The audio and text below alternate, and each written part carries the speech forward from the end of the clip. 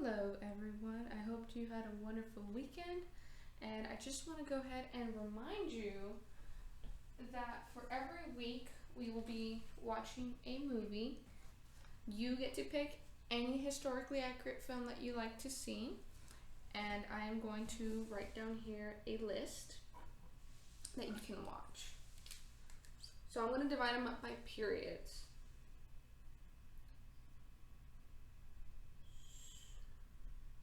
So to start off with what we went over last class, which was the colonies and the Revolution, American Revolution.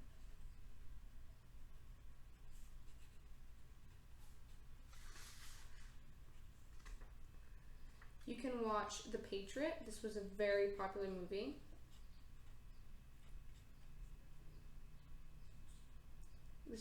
This is a 2000 version. We also have April Morning. This is the 1988 version. I'm including older films here because as long as they're historically accurate, it doesn't matter that they don't have like the latest and greatest graphics, but you know, this isn't like Transformers or like Avengers Endgame. You don't necessarily need all those graphics to see something historically accurate. Then we're going to be what we will be covering today will be Westward Expansion. So you can watch any of these films. It can be any from this list. It also you can watch a different one that's not on this list. You just have to verify that it's historically accurate by just doing a quick internet search, and then you can also check in with me in case you're not sure. Westward Expansion. So this other one is also an older one called Dances with Wolves. This one's kind of a love story, but it's not too overly lovey-dovey. The next one is The Alamo. This is the 2004 version. What we will also be covering today is the Civil War. So this is another, some other films that you can watch is Gettysburg. And you can also watch Lincoln. This is a 2012 version. And I will give you a heads up that with the 2012 version of Lincoln, it actually does show President Lincoln's personality more accurately as from his memoirs and from other people. He actually had a very distinct voice, so it may be off-putting. He may not come across as a Casanova, but it's trying to be historically accurate. Another one is Apollo 13. This is that one's for more modern. I'm gonna put that one over here. Then I'll be talking about Westward Expansion. We did Westward. I'm just transferring over like in better handwriting from my own notes. Alright, we'll be doing World War One will be here. We'll build up to that in the next lecture, World War One. And Great Depression era.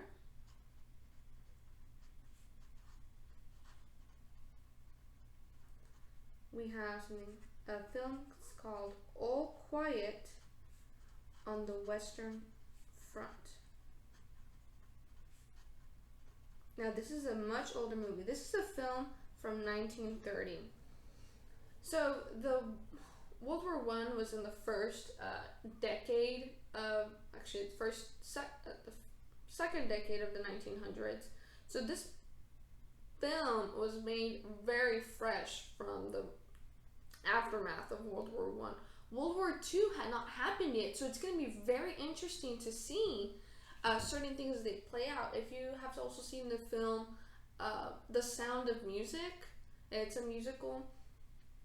It also happens, and it shows like the buildup of World War II before it happened. So it's very interesting to look at these older movies because they don't know what has happened, and they just show you like this real sense like how the people are living in that time compared to these other movies that are made like much more recently, We already know what ends up happening. We know that World War II ends up happening. These people, they didn't call it World War One. They called it the Great War. There was not. They didn't know a bigger war was going to happen afterwards. They didn't know that there was going to be subatomic machine guns. That there was going to be like these like German U-boats. To them, it was like nothing of its scale had ever happened before. The next one is there's also a book from this era. It's called The Grapes of Wrath. And this one is a film from 1940. It's actually based off of a book. The other film that we have is called Sergeant York, and this one's from 1941. Next, I want to talk about, so got that done, is talk about World War II.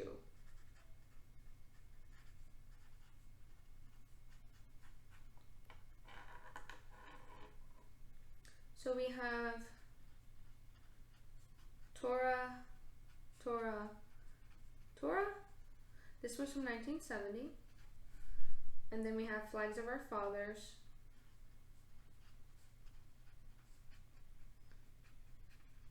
Keep in mind, this is the 2006 version. Sometimes there's like older films, but then they try to remake it, and then it's totally off historically. Be very mindful of that. The next one is Downfall. It's also called Der Untergang. Forgive my German. I do have an accent. Next is Schindler's List. If you're gonna watch this one, be ready with a tissue box. The other one is The Pianist. There's a few more. I'm gonna put them over here. Best Years of Our Lives. Come and See. This was the 1985 version. I'm including these older films because they might not necessarily be copyrighted, because copyrights expire after a certain amount of times, and you might be able to see them for free on the public domain. And then the last one from the World War, oh no, there's still a few from is Das Boot, 1981. Next we have Stalingrad. Now, emphasis, 1993, not the 2013 version.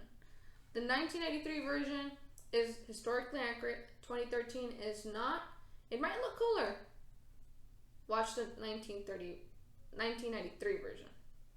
The next one is Hacksaw Ridge. I believe this one is available on Amazon. This was a very touching film about a combat medic who did not want to use a weapon. I'm not necessarily asking you to go ahead and spend money. Do try to find any one of these that you can, just cheaper or for free if you already have streaming. Please do. Next, we're gonna have add up over here the Cold War.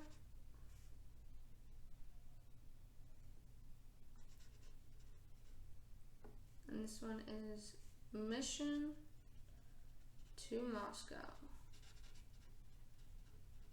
This is 1943.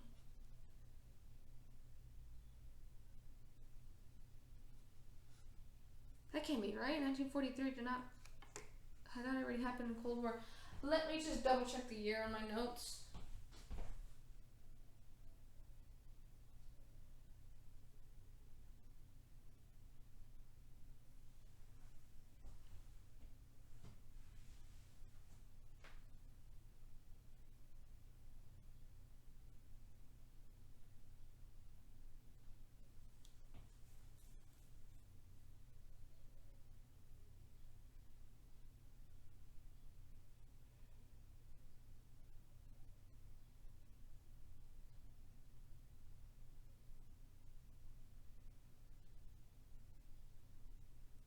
Yes. Okay. So it's not during like the heat of it, like in certain parts, like from the 80s, but the Cold War was happening already, like after, um, a little bit, a little bit started to like the World War II, and then further on to the 60s, where we had like these air raid sirens and these bunkers. I'll get more into that when we get to that chapter. I don't want to oversaturate you with information. And then more modern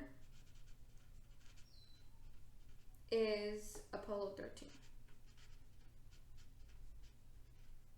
So these are film recommendations, but it's actually your homework.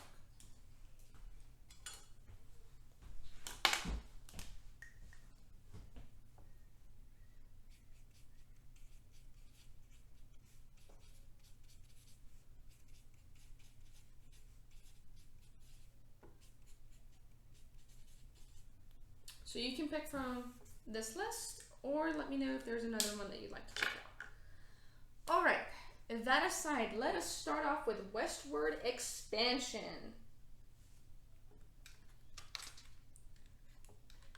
Bloop.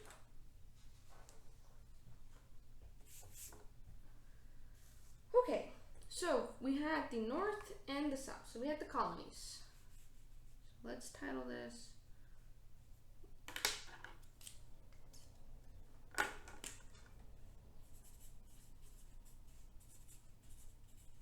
Westward Expansion. Just double checking that it doesn't bleed. Okay. So with the Westward Expansion, we had, oh, this is going to be a very rough drawing.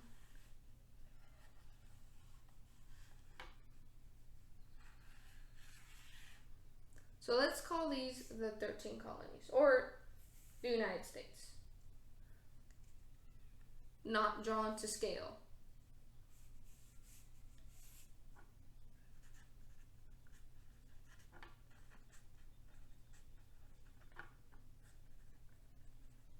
So formerly 13 colonies.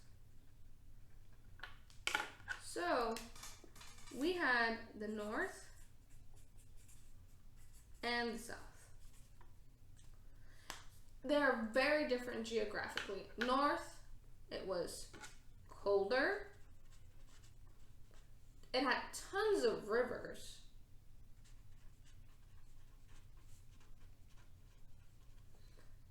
Whereas the South was, they were pretty much opposites. It was very warm. For those of us in Texas, it's warm and humid. Not necessarily a lot of rivers. And the soil is very rich. So very rich, fertile soil.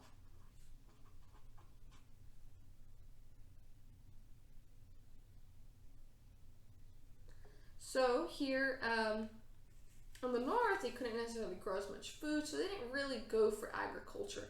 Yet they had lots of rivers, which is pre-industrial highway.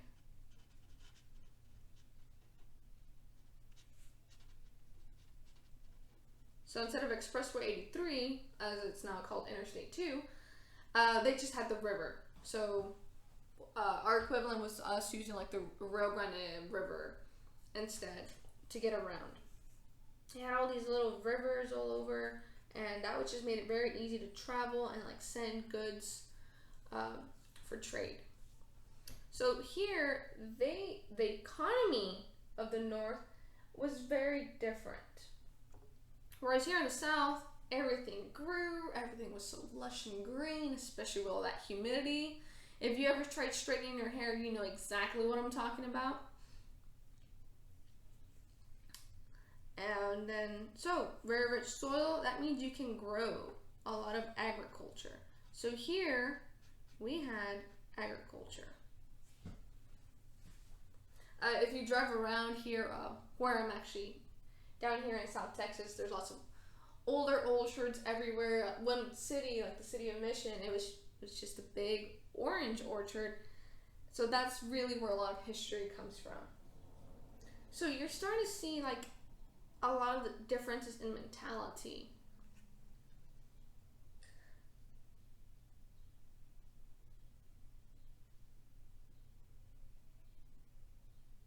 I do want to point out that the North did have some agriculture, but not to the same scale as the South.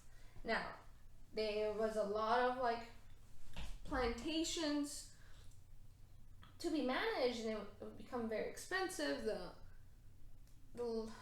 owner would not necessarily be able to like turn as much as a profit as much, so they really used a lot of slavery.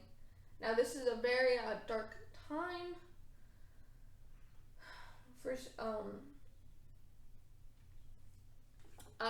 for United States history, but the North, let me use a different color. The North, since, well, one thing, they didn't really depend on it, so they began to like see it more objectively.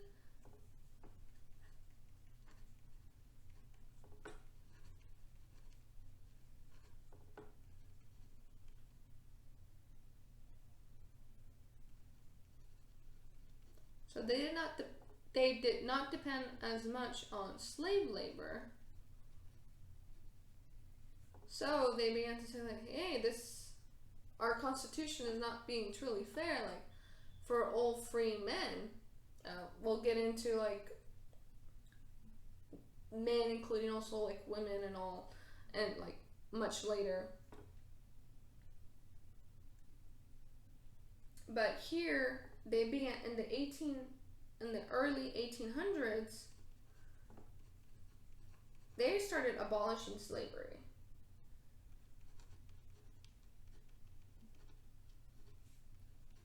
So like in all of the northern states, they just like did away with it. Like, you know what? Like, everyone's free. It's not a living wage. As for some of you who are like who have worked a minimum wage job, it's not necessarily a living wage. It's not fair, and that's why you're seeing a lot of people right now after a lot of stores and a lot of businesses are trying to reopen. A lot of employees are not coming back in because they're making more off of unemployment than they were making when they were working. So that starts to like show like that they were not earning a living wage. Same thing here.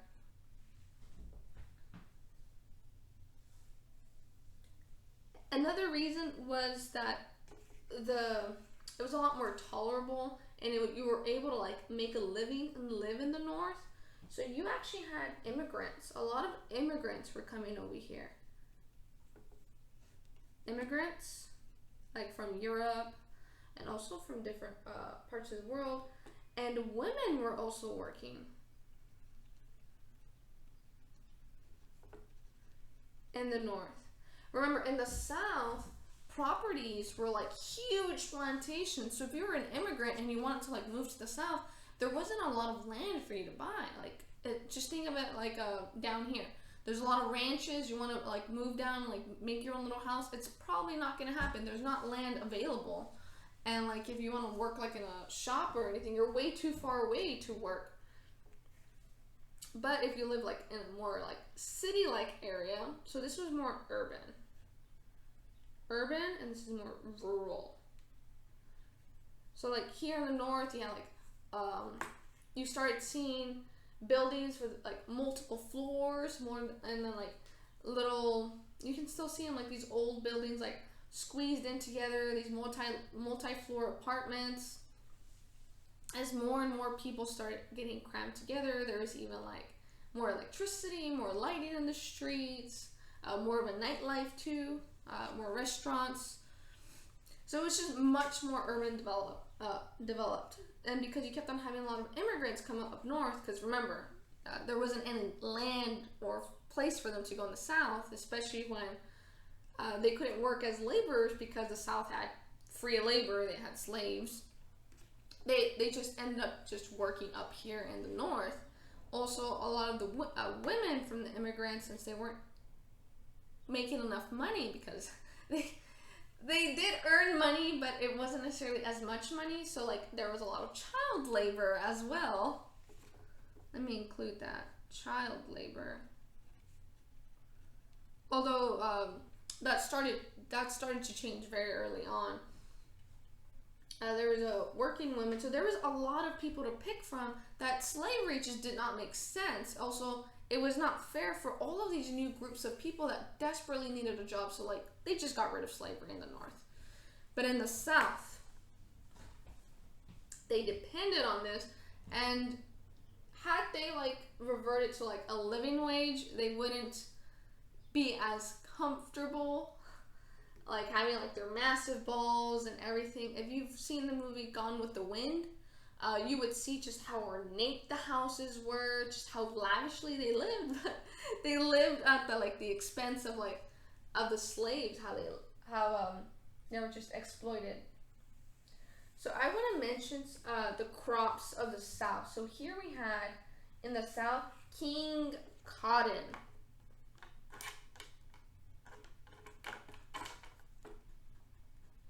You know, like cotton, like why is that like so important? Well, try to think what cotton is used for. Cotton was used for fabric.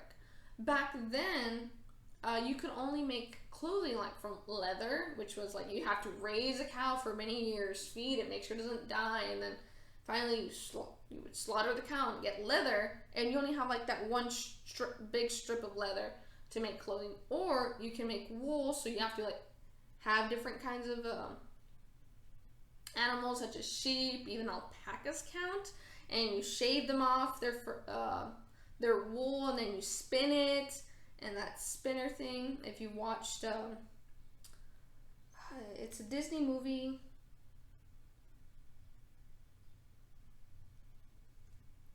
oh my goodness, I'm drawing a blank. It is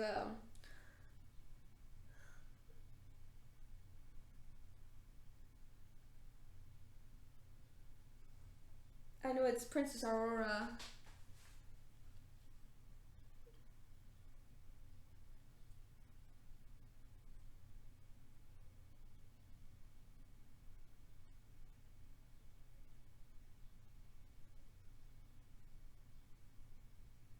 Sleeping Beauty. That thing she pricks her finger on. So like they would have to get like a bunch of wool. So like think of it like if you have a dog that sheds a lot, like all that fur. So you get the wool and then you spin it, and then you have to get in a loom and like make it into a cloth. So it was just a big hassle because you had to like keep this animal alive, make sure it wasn't eaten by wolves or it didn't die from other causes. So with cotton, it just grew off the ground, kind of like just picking money off of trees. So it grew. You would have a harvest every year or even sooner, depending on your conditions. By the way, here in Texas, cotton is also very popular a little bit further up north, especially around the Texas Panhandle. So King Cotton was great. Everyone could have clothing. You could have multiple dresses. Clothing was much more cheaper. So this became huge. Now, I will mention it was very laborious. So it required a lot of labor.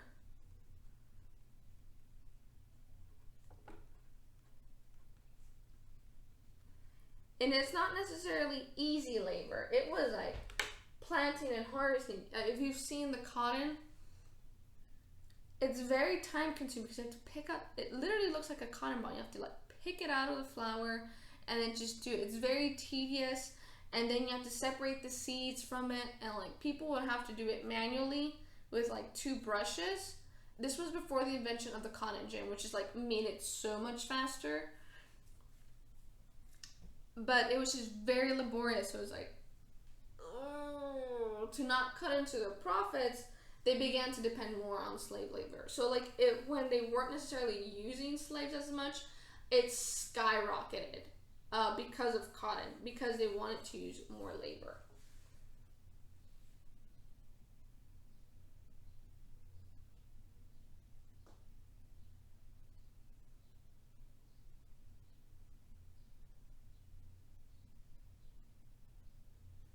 Now there was an issue with westward expansion, as they were like going this way into the continent of North America, there was an issue like, hey, the South probably wouldn't have liked it if like there was so many states that didn't have slavery, and they would probably be singled out. But then the North wouldn't have liked it if all of the other states were allowed slavery and they were singled out. They wanted to stand for what the North wants to stand for what it believed in. The South didn't want to lose its economic advantage. So whenever they were adding states from like this direction, they would add in one free, and then they would have to make another one slave. Or if one wanted to be a slave state, another one had to be a free state. So it was like, take one, take another, like trying to balance the seesaw. But this was a very delicate seesaw, and it couldn't exist like that forever. So eventually the tension became too much, and that is why we had the Civil War. Fundamentally, it was about the issue of slavery.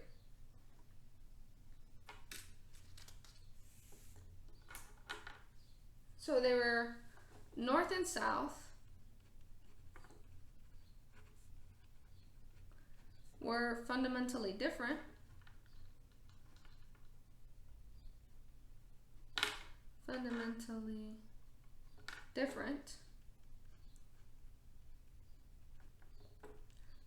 And wanted to keep their views. So all new states had to balance the number of free states versus the number of slave states.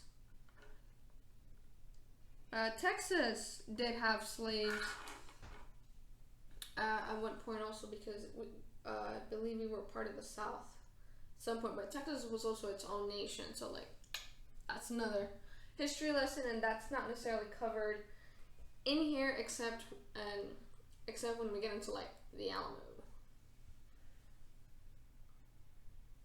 So we have run out of room. Let's move this over. Literally, that's also what happened in the United States. They ran out of room, so they started like moving this way. So with the westward expansion, let me rewrite this. That way when you're skipping through, you know what we're talking about.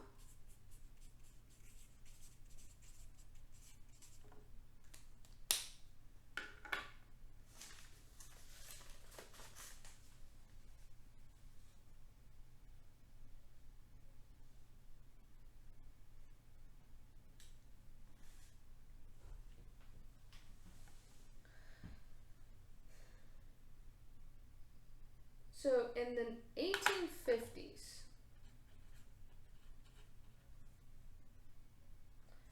Congress voted, so this is our form of our centralized government already working. Congress voted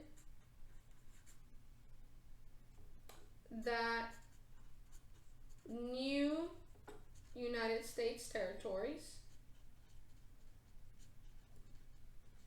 should decide for themselves.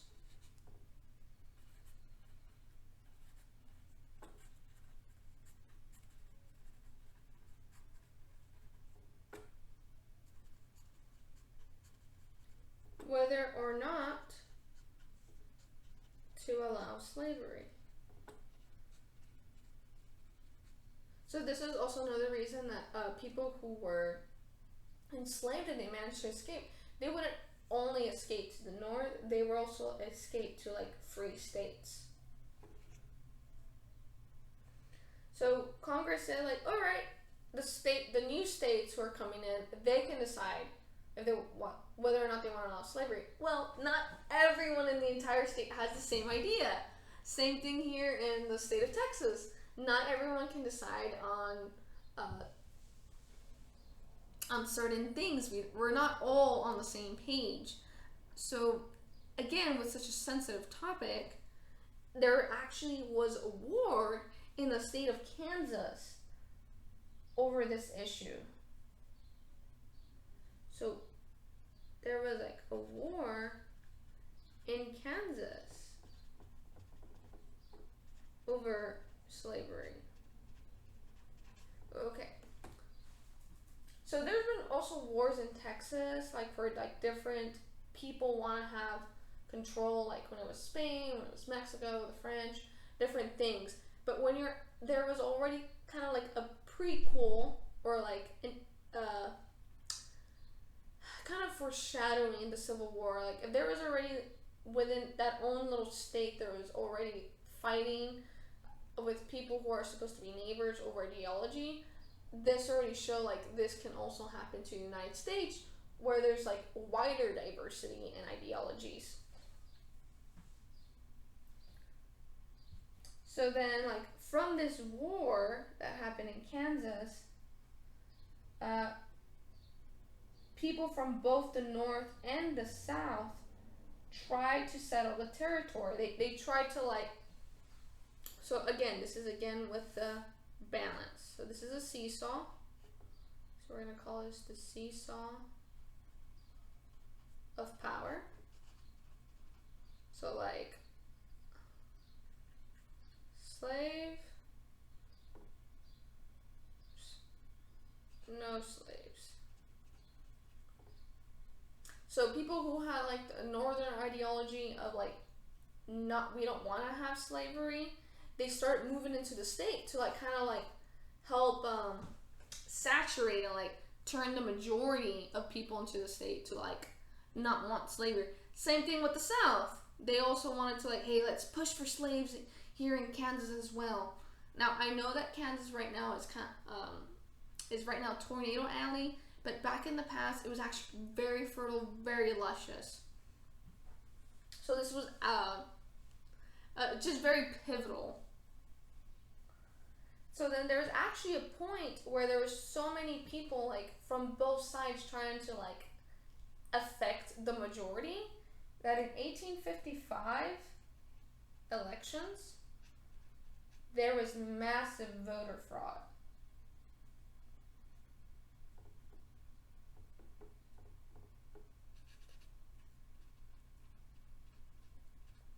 From both people.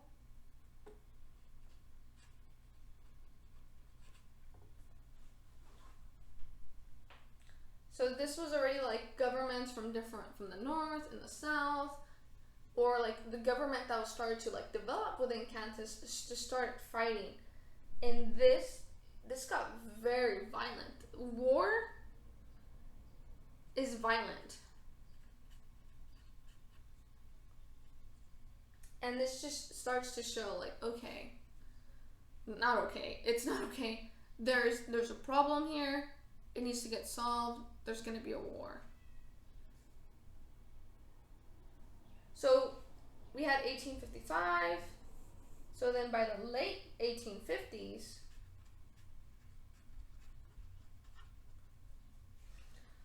different political parties end up breaking up depending on their views of slavery.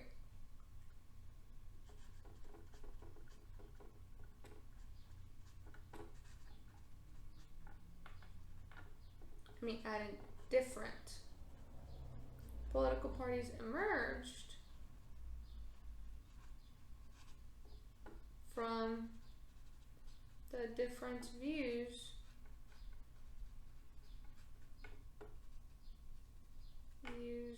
on slavery. Now, a very famous man, name is Abraham Lincoln. He was one of the candidates that ran for president in 1860. He promised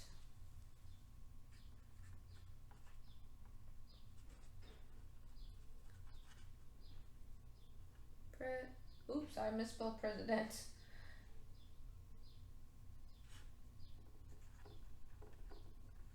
So presidential candidate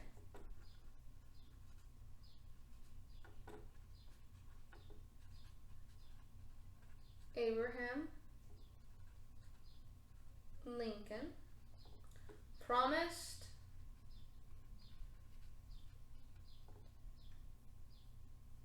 to stop the spread of slavery. Now hold on. It wasn't abolish. He did not promise to abolish slavery at first when he was a presidential candidate. He just said, you know what, we're going to keep slavery and like the South, because that's like how the whole society and like economy is set up. Like we understand that might end up crippling the rest of the United States, because like we kind of like depend on them for like their international trade that goes on. He said like it's just about the rest of the rest of the West. He's like, we'll just keep it contained. That was his original platform.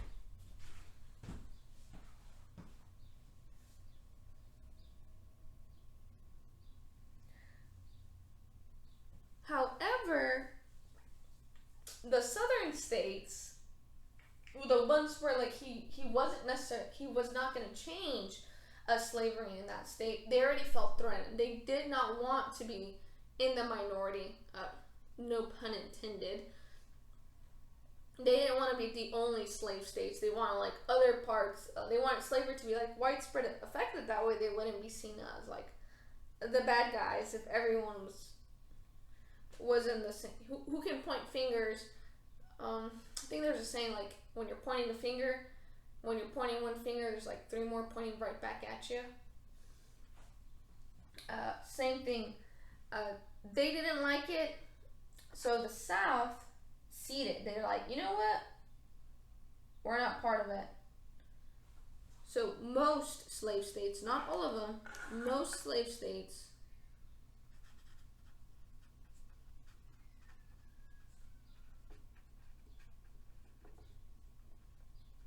ceded.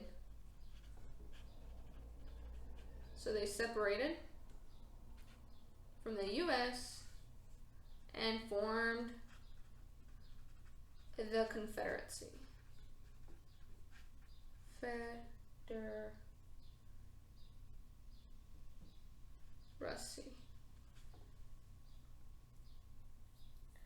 So then April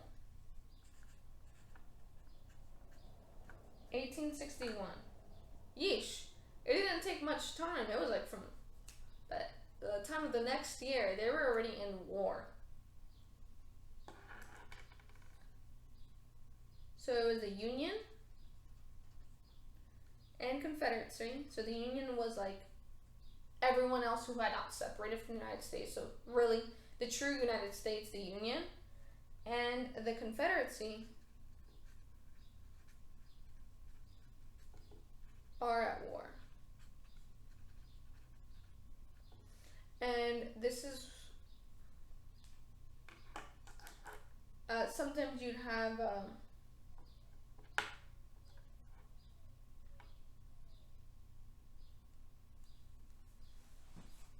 it made the people who lived in the South, they had like prior military experiences, because they were very wealthy people who had experiences like fighting in foreign wars. It almost seemed like that the Confederacy was going to win. Like, they wouldn't have ceded if they didn't have anything to like gain continued exploitation of slaves. And if if you look back like on memoirs from different people, or even like the literature, like Gone with the Wind, it's a fake story, but you could tell like how they're just so excited that like, we're gonna win, dude, we got this, we're gonna like clean the floor with them. Everyone in the Union said like, oh, I don't know if we're gonna be able to make it. These people let me actually write that. So Union, so now this is Civil War. Union versus Confederacy.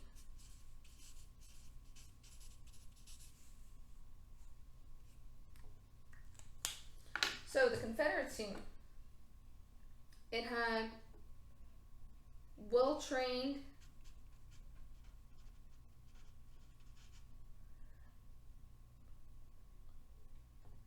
military leaders,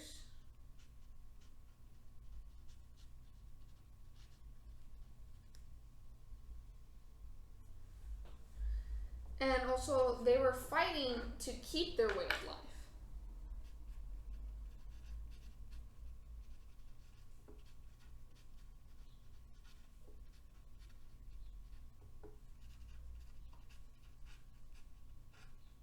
By the time of the Union could have just said, like, all right, we solved that slavery problem. It's like no longer related to us.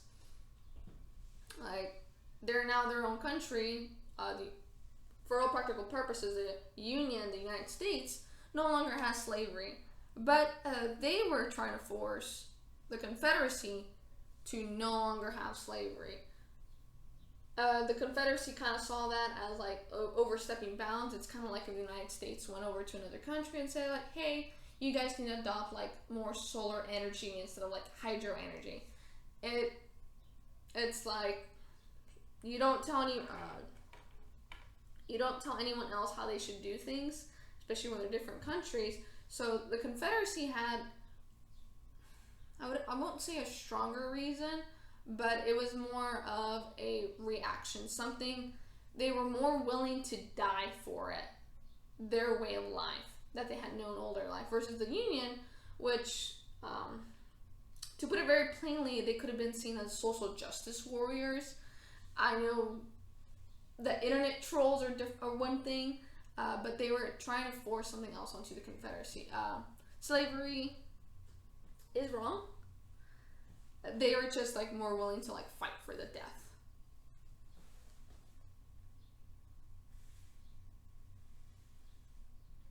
So the Union had, so at first, Confederacy won a lot of battles. At first. But then, dun dun dun dun. So it started in April 1861. By the summer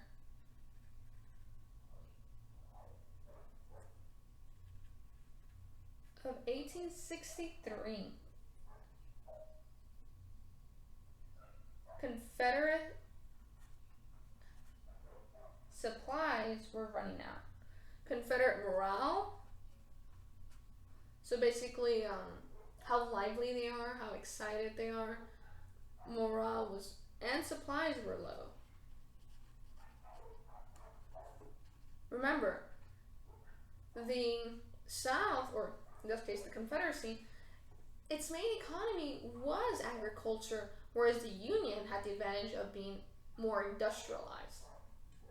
They had factories, so even though they had people at war, they were still churning out things from those factories, so they had a constant flow of supplies. Confederacy, most of their people who were not slave labor in the agriculture, they were probably fighting, and there wasn't any people to make supplies. So like supply, based on laws of supply and demand, they just ran out. They were too busy at the war. Confederate were low. Specifically, the supplies that were low were ammunition. Can't really shoot a gun if you have no ammo. Uniforms, you're like, what do uniforms matter? Well, how do you know that you're on the same side when you go to a war? You go based off of the uniform. Oh, that's how they used to do it back then. If not, you might end up fighting with your same side because you're not easy to identify. And it's happened. It's occurred as friendly fire. Not really friendly if you're really getting shot. And also shoes. You're like, shoes? What does that matter? I can just go to like JCPenney or Payless is shut down. Academy Sports and Goods to like buy shoes. Shoes, they'd have to walk. A lot of these soldiers marched. There wasn't necessarily a lot of trains for them to take, and it would have been expensive to transport all these soldiers on trains. So a lot of them went on foot, and their shoes would wear out. I know our shoes tend to be a little bit more durable, but theirs weren't always weren't necessarily as durable as ours. Next, there's also food shortages. If you can't feed them, you're not strong. Food shortages means you're weak soldiers. Now, we have all been hungry before. When you're hungry, you get hangry. If you're hungry, do you want to do homework? Not really. Do you want to be outside in the pouring rain? Do you want to be like would you want to be fighting for slavery? Even at how close it was to like your way of life, it was cold, it was raining, you were hungry, when you could just say, you know what, we could just give up, go back home, be warm in bed, have nice shoes, my feet won't hurt, and I have a full stomach. So this really affected the morale. Something else I want to mention is that most of the war, most battles occurred in the South. If you would see like where like there's like, oh, this used to be like if you're like driving around Virginia, like these different parts where there's like old battle sites, there's nothing there, and you're wondering like, why did nothing ever develop there? Because everything was destroyed. Like now there's nothing because like everything has like rotted away. But for any city to grow, it has to be based on something else. Like the city of McAllen, there was already a city here, and it began to grow many years. Well, when everything is destroyed, nothing ends up. There's nothing to grow from. They have to like completely rebuild, and sometimes it's just not worth it, especially like if there's been like a horrible thing to happen there. So most battles occurred in the South. Massive destruction.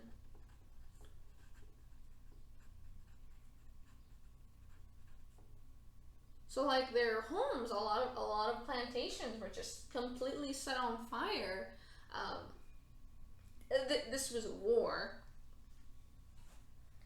And then finally, in 1965, the leader of the Confederacy, so he was a Confederate general. They didn't follow having a president because they weren't as centralized. They wanted to go a little bit closer to the older ways of having like stronger local government.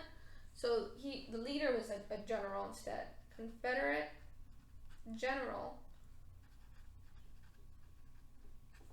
Robert E. Lee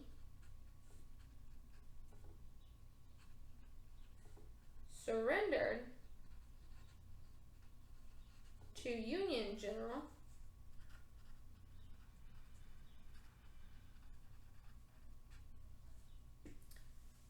Ulysses S. Grant.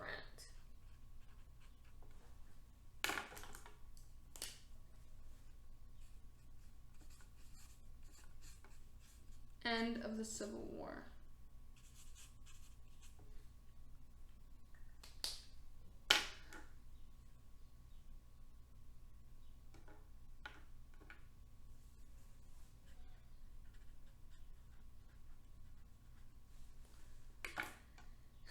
Something I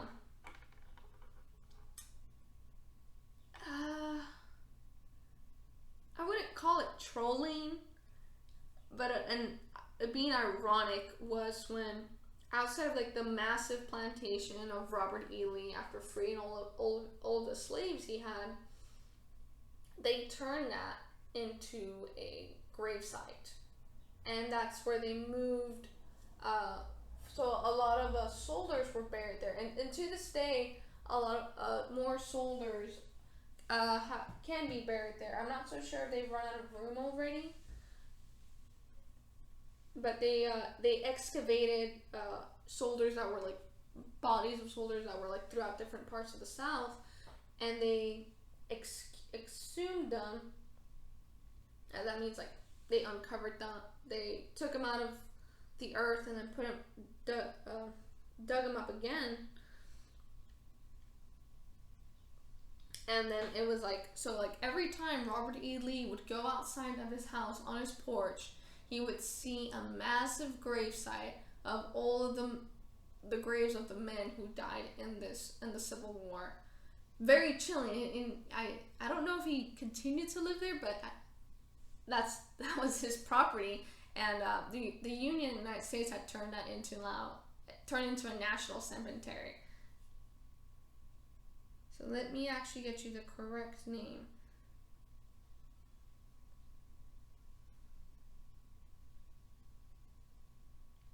I believe it is Arlington Cemetery. And this was Robert E. Lee.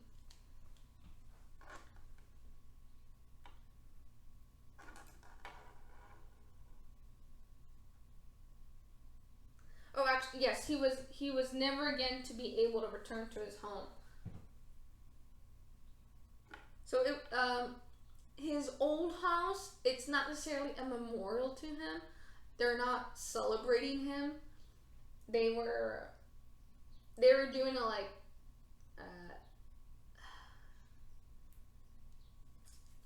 I'm trying to say this nicely, but they were being ironic and saying like you can't ever go back home because of like literally the bodies of soldiers all around you dug up on your land. So we have here the Arlington National Cemetery.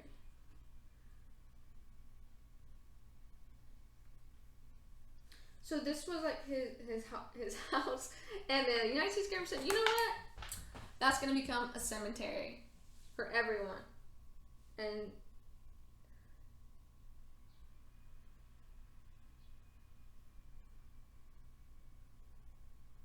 oh, so they actually did turn his house to the house that's there. They kind of turned it into a memorial because he used to like live there, but they're not in any I think the point is not to like applaud his efforts for like leading the South, but I do think in rise to recent events it has been like there's been vandalism there lately.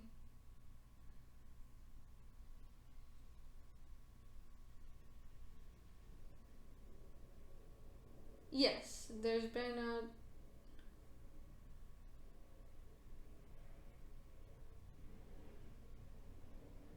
yes, I think there's been vandalism at this site. I was hoping I could clear out some of that confusion. I'm just gonna wait for that plane to pass by. So we went over Civil War, and I guess now we can just finish up with the Reconstruction period. Okay, so why is it called the Reconstruction period? Like there's industrialism, there's a Enlightenment period, different things that go on in Europe that we learn from our history classes. Like, why? Okay, just go based on the word. This is where like having command of the English language really helps. So we're gonna talk about the Reconstruction. So what happens when there's war? There's destruction. Everything gets destroyed. So in order to go back to society and like function again after war, you gotta rebuild. You gotta heal those wounds. Reconstruction.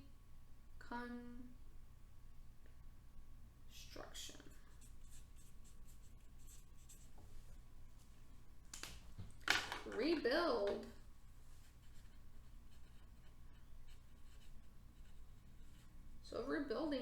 after the war. Like, the face of the United States was forever changed. Now, there was not slavery. Different things changed. The economy changed. So for the next 12 years, from 1965, and if I do my math correct, so it's 12 years, it was 1977. I'm so sorry. 1865 to 1877, federal troops. Okay, so federal troops, this means they weren't just soldiers who were native to the South. There are people from the North, it could have been people from the West. Federal means any part of the United States of America. So, federal troops rebuild South. Like, well, why are they rebuilding the South if the South was the enemy? Well, once you beat an enemy and they like become absorbed into your part of the country, you gotta fix that. Otherwise, like, your country is technically also devastated. It's kind of like when you're buying a house. That house is devastated, you buy it, now it's yours. Now you gotta fix it. So what does this entail? So we need to build schools. So schools for former slaves. Remember, it was illegal for slaves to learn how to read. So you have to educate people. So it's not like they could learn it from their parents, because their parents had also been slaves who most did not know how to read. So you had to make a school. So schools for former slaves.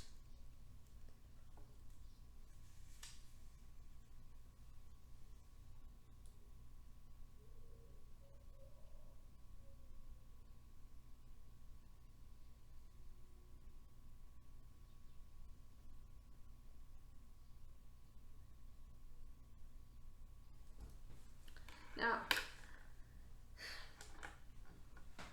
I know this is very much of the times. I ask for you just to bear with me for this next section. So, slavery had ended.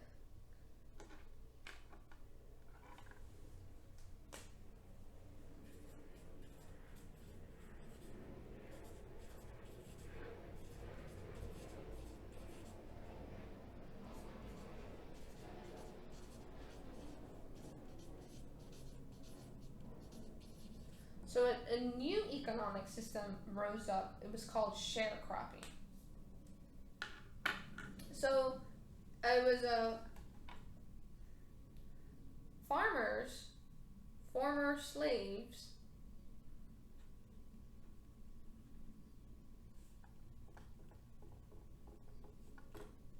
as farmers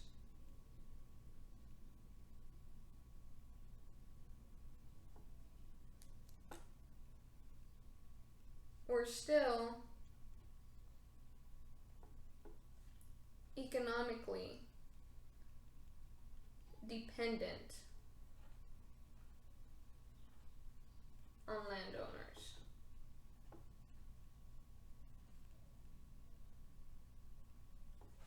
But you also have to take into account, not only, yes, they knew how to work the land, but there was like a lot of other things. Like when you have a big centralized thing, you're able to manage things, but when you have everything broken up, like when each person's having to take care of things, and they have these whole new set of responsibilities where they have to do it for themselves instead of doing it as part of a group, it just becomes much more complicated. So the former plantation owners, the former slave owners, being experts at it, they implemented a sharecropping system. It kind of seemed like, hey, you know what, like, you're not making as much as farms, so like we just work the land that I own and like I'll pay you. But the pay was not really a living wage, and it was kind of like still forced them to be dependent. So this sharecropping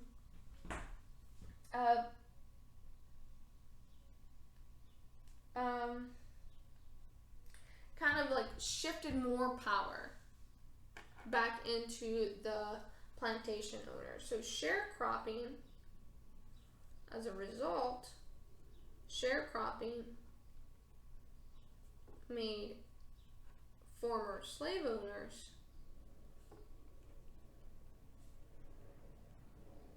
powerful again. Alright, so they may have like removed slavery, they didn't technically own slaves, but with the sharecropping system, they still were like, they are just as powerful. But now by being more powerful again, they tried to prevent people who were African Americans, so like in the 1870s, so like when it started to end, the Reconstruction started like ending, so like late 1870s.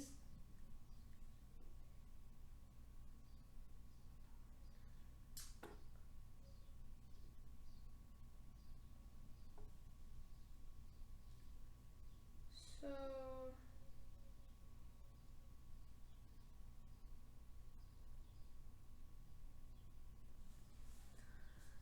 I'm just trying to be a little bit politically correct because the book and the notes are written a certain way.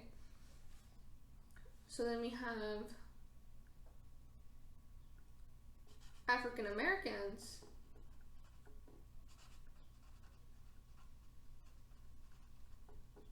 are stopped from voting.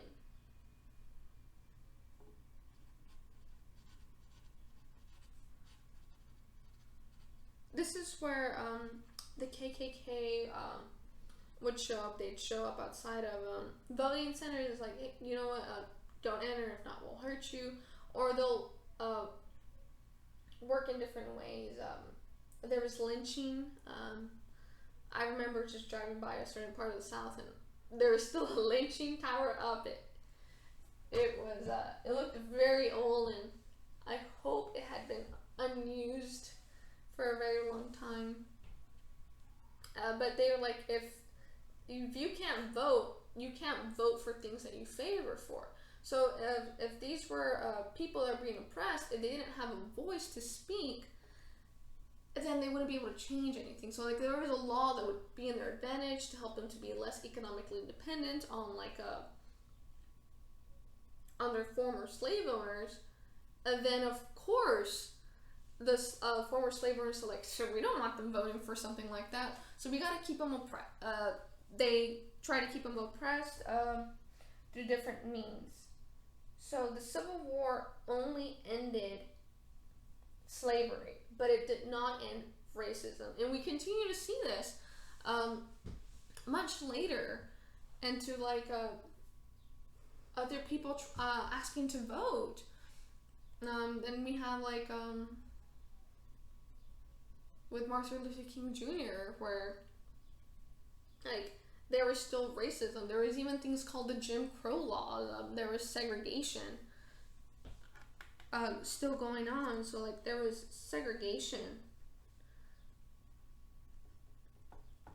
And I remember actually in my middle school that I went to, there was my teacher had mentioned that he remembered a teacher I had who was African American. He remembered when the school was segregated. There was 2 floors, and like depending on your family, your ethnicity and the color of your skin, you'd be segregated.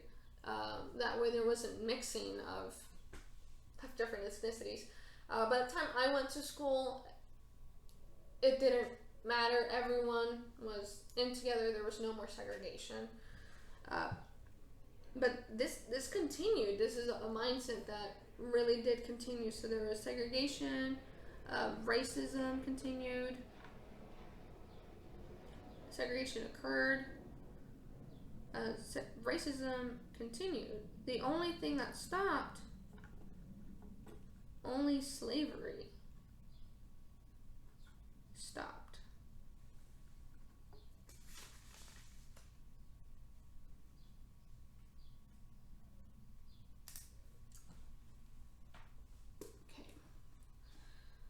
So I hope this has been a very interesting history lesson. This is all information that was written before current events that are happening right now throughout our nation, also internationally. And this is also what's going to be on the exam. So have a wonderful day, and we'll see each other tomorrow. Goodbye.